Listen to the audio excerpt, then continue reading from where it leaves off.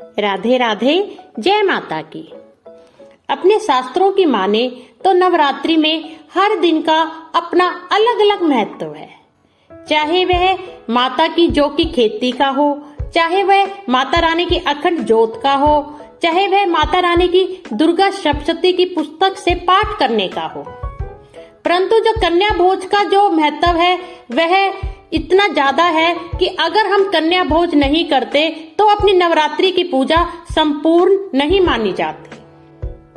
कहा तो यह जाता है कि नवरात्रि के दिन अगर हम रोज कम से कम एक कन्या का भोज कराएं तो बहुत ही उत्तम फल प्राप्त होता है।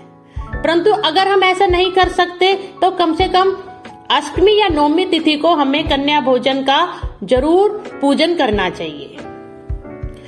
अगर आप 9 या 5 कन्या नहीं जिमा सकते तो कम से कम 3 कन्या अगर आप जिमाएंगे तो वे महाकाली, महालक्ष्मी और महासरस्वती का रूप मानी जाती हैं, तो तब भी आपकी पूजा जो है संपूर्ण मानी जाती है।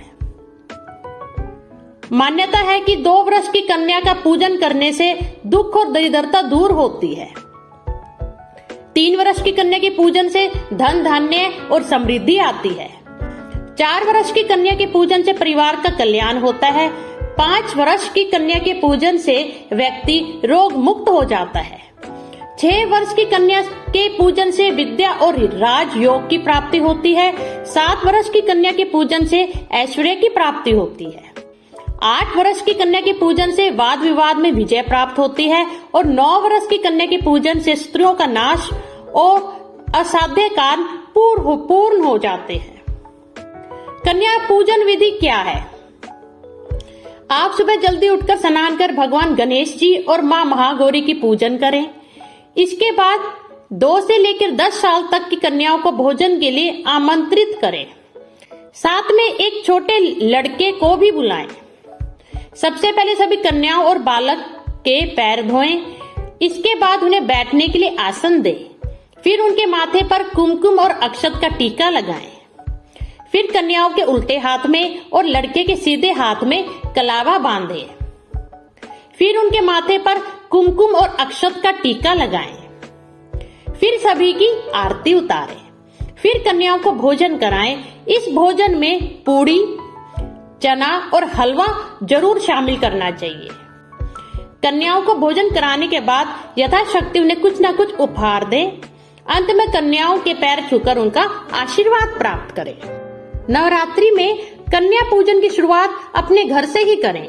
सर्वप्रथम अपने घर की पुत्री, परिवार की भतीजी या भांजी कन्या को भोजन करवाएं, उनका पूजन करें। और पूजन से पहले अपने हाथ में आप जल लेकर यह संकल्प करें कि नवरात्र में कन्या पूजन के लिए मैं अपनी पुत्री को देवी मानकर उनका पूजन करती हूँ या करता हूँ। अगर घर में छोटी कन्या ना हो या आस पड़ोस में छोटी कन्या ना हो तो आप घर के मंदिर में माता की पूजा करके उन्हें विभिन्न प्रकार के भोग लगाकर और माता को भेंट सामग्री अर्पित कर दें। महानवमी के दिन माँ का विशेष पूजन कर पुनः पधारने का आह्वान कर विदा होने के लिए प्रार्थना की जाती है। जो कलश के जल का छिड़काव परिवार के सदस्यों पे और पूरे घर में किया जाता है ताकि घर का प्रत्येक स्थान पवित्र हो जाए। अनाज के कुछ अंकुर माँ के पूजन के समय चढ़ाए जाते हैं। कुछ अंकुर दैनिक पूजा स्थल पे रखे जाते हैं। शेष अंकुरों को बहते पानी में प्रवाहित कर दिया जाता है। कुछ लोग इन अंकुरों को शमी पूजन के समय शमी वृक्ष को अर्पित करते हैं दशहरे वाले दिन, और लौटते समय इनमें से कुछ अंकुर अपने केशों में धारण करते हैं। जय माता की। धन्यवाद।